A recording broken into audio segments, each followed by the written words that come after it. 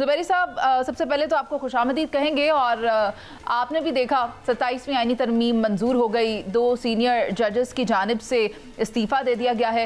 राना सनाउल्लाह साहब ने भी गुज़श्ता रोज़ एक प्रोग्राम में काफ़ी बातें की हैं। वो कहते हैं कि जस्टिस मंसूर अली शाह ने अपने इस्तीफ़े में तरमीम को सुप्रीम कोर्ट पर हमला करार दिया है। आप मुझे ये बताएं कि आपको लगता है कि ये इस्तीफ़े सुप्रीम कोर्ट पर हमला है या फिर अदलिया में से सियासी एलिमेंट की अलहदगी देख रहे हैं आप इसको?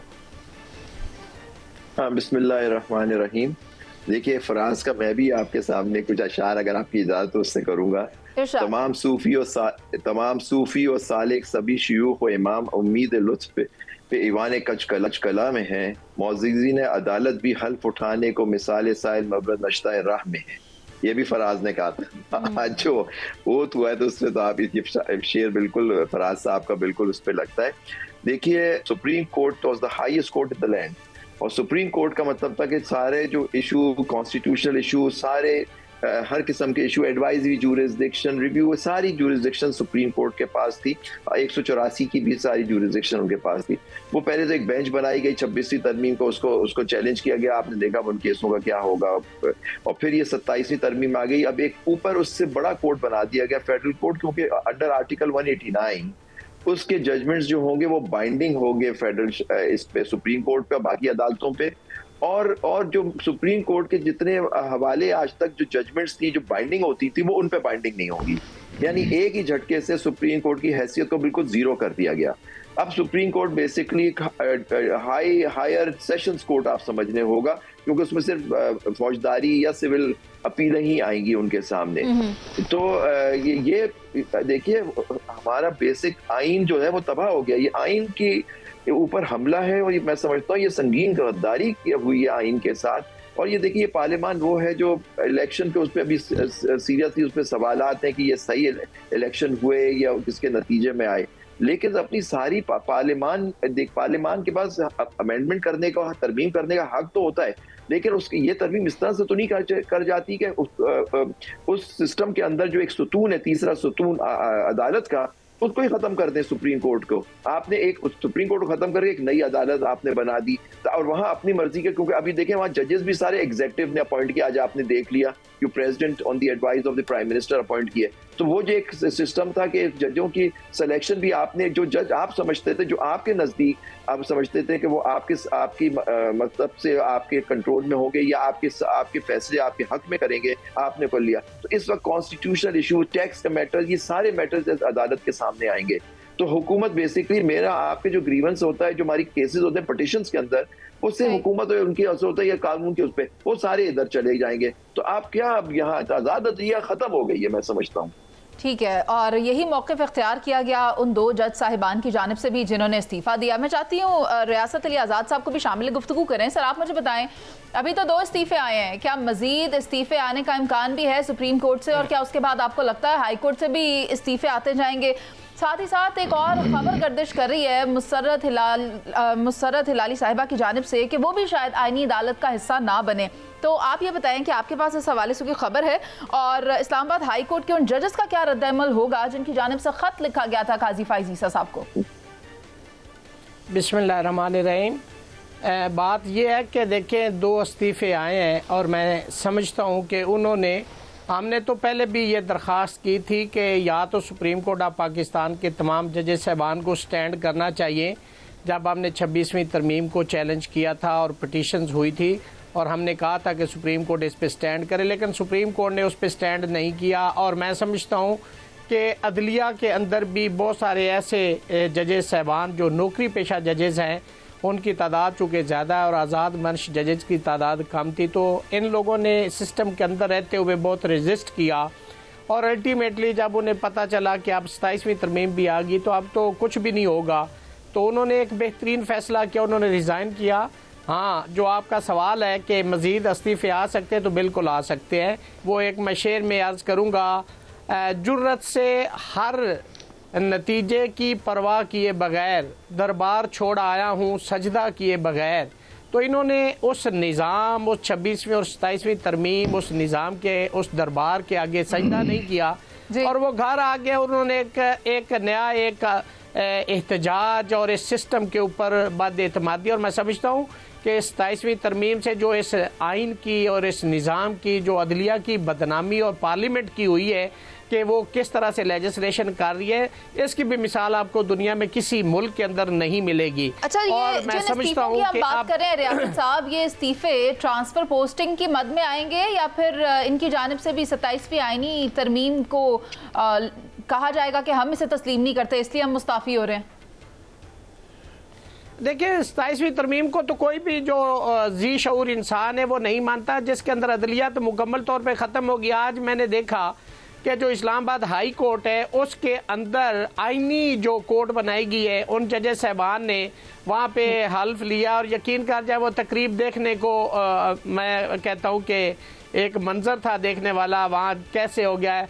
ये जजेस साहबान से इतने हल्फ ले लिए हैं कि हल्फ ले के जजेस साहबान थक गए होंगे। काजी साहब, आपने अपने दौरे सहाफ़त में कई उतार चढ़ाव देखे हैं, कई तरामीम भी देखी होंगी, लेकिन अब मैं चाहती हूँ मैं ये कहूँ कि हमने देखे हैं वो मंजर जो हमसे देखे नहीं जाते। कहा जा रहा था इस्तेहकाम आएगा, ये वाला इस्तेहकाम क्या तवक्को की जा रही थी कि इस्तीफ़े पे इस्तीफ़ा आ रहा है और अभी मज़ीद भी इस्तीफ़ों की तवक्को की जा रही है? देखिए, ये कानूनी एतबार से तो ये दो बहुत बड़े नाम आपके साथ बैठे हैं, मैं उस पर तो ज़्यादा आपको कमेंट नहीं कर सकता, लेकिन मैं एक तारीख़ के स्टूडेंट के हवाले से मेरा मुकदमा बिल्कुल डिफरेंट है और मुख्तलिफ है। वो ये है कि पहली बात तो ये है कि यहाँ इफ़ेक्टिवली ये चले मार्शल लॉ या इसकी जो आँख मचोली सो कॉल, ये जमहूरियत का वो तो मामला था ही नहीं। बेसिकली वो कौन सी जमहूरियत होती है कि 1980 का लीडर आज भी बैठा हुआ है, 1980 की लीडर आज भी आप पे बराजमान है। And this is basically this is a oligarchy, this is not a democracy. दुनिया में लिबरल डेमोक्रेसी जिसे कहते हैं, it is on the retreat. ये 1973 के कॉन्स्टिट्यूशन में भुट्टो साहब ने ट्राइकॉटमी ऑफ पावर की, हम जी ये वो सारी खेल कहानी ख़त्म हो गई है। बुनियादी तौर पर एक बात को समझें कि हमारे जितने भी सियासतदान हैं ये इनका जुज़ वक्ती काम सियासत है। बेसिकली ये कारोबारी लोग हैं, इनकी बड़ी बड़ी बिजनेस एम्पायर्स हैं और साथ जुज़ वक्ती तौर पर ये जमहूरियत भी खेल रहे थे। अब क्या हुआ?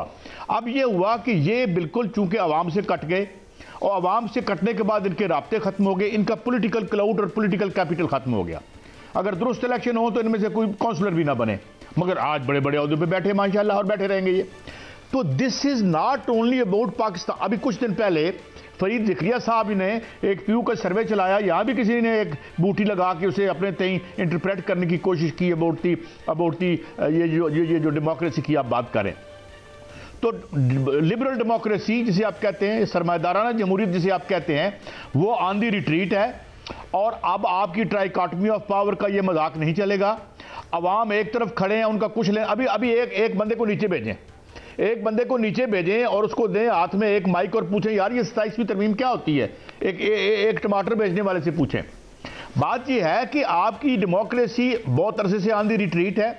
ये एक और संग मील आया है जिसमें हमने बड़े बड़े जमहूरियत के वोट को इज्जत देने वालों ने अपने माल को और अपनी स्किन को इज्जत दी। साहब, आप बड़ी खूबसूरती से अपना नैरेटिव पेश कर रहे हैं, लेकिन हम भी आपको ऐसे ही नहीं जाने देंगे। अगर ये डेमोक्रेसी नहीं है तो आपको क्या लगता है ये क्या है? जिससे ओलिगार्की मैं शुरू में कह चुका हूं। ओलिगार्की का मतलब ये होता है कि जो सियासतदान हैं वो बहुत बड़े मैशत के हिस्सों पर काबिज हैं। उनका असल धंधा जो है वो ठेके लेना और ठेके देना है। अब जरदारी साहब का इंटरव्यू है, मैं उन्हें कोट कर रहा हूं। एक इंटरव्यू में मैंने एक लाइन सुनी और वो बिल्कुल ठीक कह रहे थे। उन्होंने कहा I have a very good business sense. Basically statesman जो हैं उनकी जगह बिजनेसमैन ने ले ली है। अब तो कोई बिजनेसमैन रह गया जो सियासतदान में नहीं है। मैं उसे सलाम भी करता हूं, खासतौर पर जो मैन्युफैक्चरिंग में है। तो बेसिकली मैं ये कह रहा हूं कि ये जो बेसिकली मनी मिंटिंग का एक जरिया बन गया आपकी सियासत, और किसी अरसे से था। अब क्या हुआ? खला आ गया, अवाम से आप कट गए और जो अवाम के साथ थे जो पीटीआई थी उसको जो है वो एक्सेप्टेबल नहीं थी। ये कबूलियत और मकबूलियत का जो ड्रामा था वो उस हिस्से में गई। अब क्या रह गया? मैं आपको 2002 की बात बताता हूं। 2002 में कू हुआ, कहां पे? वेनेजुएला में। 48 घंटे में 10-15 लाख लोग बाहर थे और वो उसी वक्त जो कू 48 घंटे में रिवर्स हो गया। इन्होंने क्या किया? अवाम को बिजली के बिलों से मार दिया। उसने एक डील की एक डील की आप खान अब्बासी साहब ने $50 बिलियन का टीका लगवा दिया। एक डील की 1993 में, ओ भाई ये दुकानदार थे, इनकी हट्टी बंद हो गई है, इन्होंने कहा जनाब हमें इस तनख्वाह पे नौकरी करेंगे, सरकार आए जो मर्जी ये करें। तो मुझे कोई हैरत नहीं हुई। This is the logical and and I think it will go further, और इसमें कोई आपको परेशान होने की जरूरत नहीं है। झुंझलाहट करो, बात को समझो। परेशानी पाकिस्तानी अवाम को है, क्योंकि वो जो कारोबारी जहनियत वाले लोग आप बता रहे हैं कि मुसल्लत हो चुके हैं, वो अभी भी कारोबार करते दिखाई दे रहे हैं। और पिछले दिनों आपने भी वो IPP के हवाले से केसेस देखे थे, अपनी कंपनियां भी उसके अंदर पाई गई थी इन्हीं की, जो इस वक्त हमारे यहाँ इक्तदार में बैठे हुए हैं, ऐवानों में बैठे हुए हैं। शहजाद हुसैन भट्ट साहब, आप बताएं, 27वीं आईनी तरमीम तो मंजूर हो गई, लेकिन अगर आप दुनिया के जुडिशल सिस्टम के साथ इसका मुहासबा करें तो आप इसे कैसे देख रहे हैं? नहीं, काबिल एहतराम मुनीज़ मोइन साहबा, ये जो आईनी अदालत का शोर मचा हुआ है, मुझे समझ नहीं आ रही कि क्यों शोर मचा हुआ है। आप जर्मनी, रूस, टर्की, मिस्र, जनूबी अफ्रीका, यार 85 से ज़ायद ममालिक की मैं अगर बात करूँ तो दुनिया में 80 से ज़ायद जो ममालिक है, मैं उनको आपको नाम दे सकता हूँ, वहाँ पर आईनी अदालतें मौजूद हैं। मतलब अगर कोई यहाँ पर कोई बहुत बड़ा कुछ चिराग नहीं फट गया, हुआ क्या है, दुनिया भर में आईनी अदालतें होती हैं, पाकिस्तान में भी आईनी अदालत बन गई है। कलामी की माजरत, जुडिशल सिस्टम तो बड़ा खूबसूरती से पेश कर रहे हैं, उनका पॉलिटिकल सिस्टम फॉलो करने का सोचा है कभी? अच्छा नहीं, ये दोनों बिल्कुल डिफरेंट बातें हैं। जैसे आपका दुपट्टा और आपकी शर्ट का रंग डिफरेंट है, इसी तरह पार्लियामेंट अलग चीज है, पार्लियामेंट अलग चीज है, और जनाब जुडिशरी अलग चीज है। मैं आपसे अर्ज कर रहा था जुडिशरी की जो आईनी अदालत है उसमें 80 से ज़ायद ममालिक में इसी तरह हो रहा है जैसे आईनी अदालतें बनी हुई हैं। इस तनाज़र में पाकिस्तान में अगर आईनी अदालत के क़याम के लिए 27वीं तरमीम को आप कहेंगे अनोखी बात हो गई है, अनोखी या गैर आईनी तरमीम हो गई है, तो ये थोड़ी सी ज्यादती है। तरमीम इस तरह नहीं है। मैं और मेरे काबिल एहतराम रियासत अली आज़ाद साहब ने बड़ा खूबसूरत फिक्रा कहा है कि ये नौकरी पेशा जज, नया लफ्ज़ अच्छा उन्होंने इंट्रोड्यूस करवाया है। ये जो नौकरी पेशा जज है, मैं समझता हूँ ये जो जज है ये प्रोफेशन है ही नहीं, ये मुनीज़ है, ये पैशन है। जो क्राइम यूनिवर्सिटियों में लोग पढ़ते हैं वहां पर उनको सिखाया जाता है कि जो जज होता है वो अपनी कलम से 2 मरतबा सजाए मौत दे सकता है। जमीनी जज ये मौत का फैसला कर सकता है, लिहाजा ये कोई आम बात नहीं है। और आखिरी 2 लाइनें सिर्फ मैं ये आपको अर्ज करना चाहूंगा, आप जरा गौर करें, अभी तक शोर मचा हुआ है पूरे मुल्क में, ला ला ला, और यार तुसी तय कर लो, तुसी जनाब मार्शल लाना है, तुसी जमहूरियत लानी है, तुसी चाहते की हो मुल्क में हार्ड स्टेट बनानी है, क्या चाहते हैं आप? अगर आपको एक साइड पर जो जजेस कर रहे हैं वो सारे जजेस जो है वो आइन के तहत कर रहे हैं, अगर वो आइन के तहत कर रहे हैं तो वही भुट्टो वाला आइन जो चल रहा है, अब उसमें 2/3 मेजॉरिटी लिखा हुआ है कि जिसके पास 2/3 मेजॉरिटी है वो इसको तब्दील करेगा।